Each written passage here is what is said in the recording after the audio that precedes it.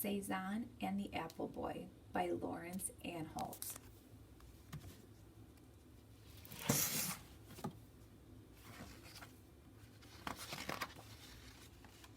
Paul was playing with his friends when his mother brought him a letter. "Look," she said, "it's from your father." Paul had not seen his father in a long time. He knew that his father was an artist who lived far away in the countryside, and Paul had exactly the same name as his father. It was written on all of his school books. Then something fell out of the envelope. It was a train ticket. His mother packed some food in a little bag. She put him on the train and kissed him goodbye. It was a long journey, and the motion of the train put Paul to sleep. When he woke up, he saw a mountain. Paul walked out of the station and into the little town. At last he found his father's house, but there was no one at home. "I'll tell you where you'll find him," said a lady, "halfway up the mountain painting crazy pictures." So Paul stepped onto the winding path which led out of the town and into the mountains. It was very hot and the path was steep.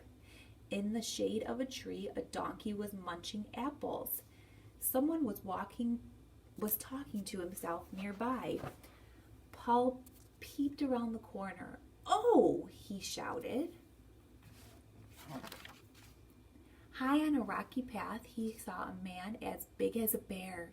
He was making a wild painting. He had a shaggy beard and wild eyes. Paul ran back down the path. "Paul, Paul, don't you remember? I am Paul Cezanne, the same as you. I am your father." Cezanne was as big as the mountain, but he spoke gently.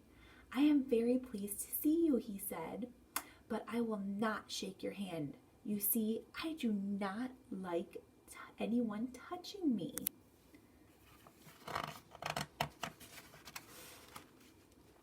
Then the mountain man packed up his paints and set off along the path. "We are going on a journey right to the top of the Blue Mountain," said Cezanne. "It's a long way, but if we follow the path, we won't get lost. We haven't got much money, but look, we have plenty of apples and plenty of paints and canvases. You look after the donkey, and I'll look after you." When it grew dark, they built a fire by a little stream. "Tomorrow I will paint a picture of you," said Cezanne, "but you will have to sit as still as an apple." Then they fell asleep under the stars. When Paul woke up, Cezanne was sorting his paintings. "You see, Paul," he said, "I am inventing a new kind of painting. I make everything into simple shapes. I paint houses like boxes and trees like cones. Everything has a shape." "What shape am I?" asked Paul. "You are as round as a sweet little apple." They followed the winding path through a valley and into a dusty village.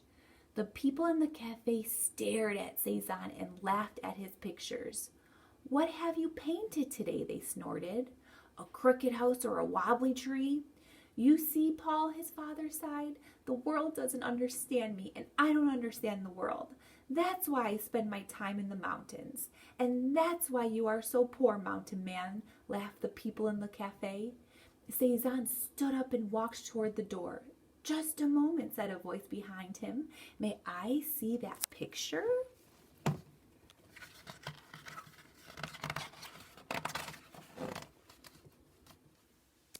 Paul turned around. A man with a bow tie and an expensive suit was staring at his painting. "This is extraordinary," he said. "I would like to take this picture back to my art gallery in the city.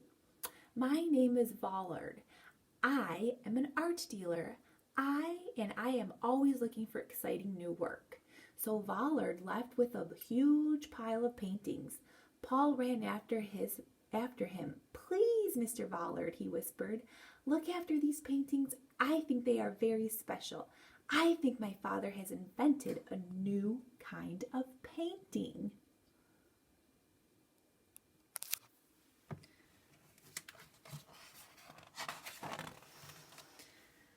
Then Paul helped his father pack up his paints. As they walked out of the dusty village, they could hear the people laughing.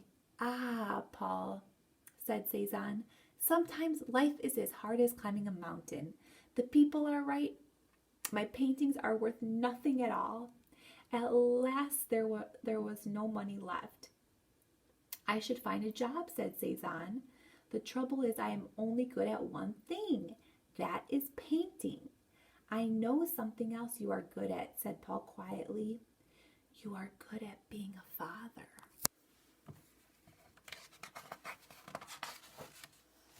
In the distance, Paul saw a tiny man waving his arms and shouting. When we came closer, Paul could see the man was dressed in an expensive suit with a bow tie. It was Vollard. Quick, Paul, he panted. Where is your father? My father is working, said Paul. If you want to buy a painting, you will have to talk to me. Vollard laughed. Listen, he said. Everyone in Paris is talking about the Mountain Man. They say he has invented a new kind of painting. Of course, said Paul. My father is the greatest painter in the world. What's all the noise? asked Cezanne, coming around the corner. I'm trying to explain, said Vollard. I have sold every one of your paintings. All this money is for you. I want to buy more, as many as you can paint. Cezanne stuffed the money in his pocket. Thank you very much, Mr. Vollard. I would like to shake your hand, but you see, I don't like anybody touching me. Now, if you will excuse me, Paul and I have to leave. We are nearly at the top of our mountain. Sometimes life is hard, said Cezanne, but you follow your path, and at last you reach the top, shouted Paul. Then Paul and his father walked back down the mountain. When they reached the dusty village, Paul was afraid that the people would laugh, but he held himself high. I am the son of the Mountain Man, he whispered. The summer was ending, and the apple trees were golden brown. At last they reached a little town, and there was Cezanne's house near the station. Paul ran so fast he almost knocked over his mother, who was waiting to take him home. Oh, Paul, she said, I hardly recognize you. You have grown so tall. Well, Paul, said his father, we had a good expedition. I would like to shake your hand, but I will give you a big kiss instead, said Paul. When Paul got back to the city, he ran outside to see his friends. He didn't notice, but something fell from his pocket. A tiny apple seed.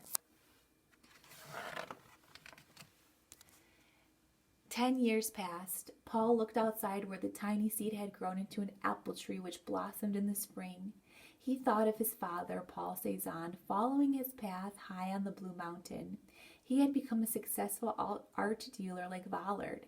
He sold his father's paintings all over the world, and people paid millions of dollars for the paintings of mountains, crooked houses, and piles of apples on wobbly tables.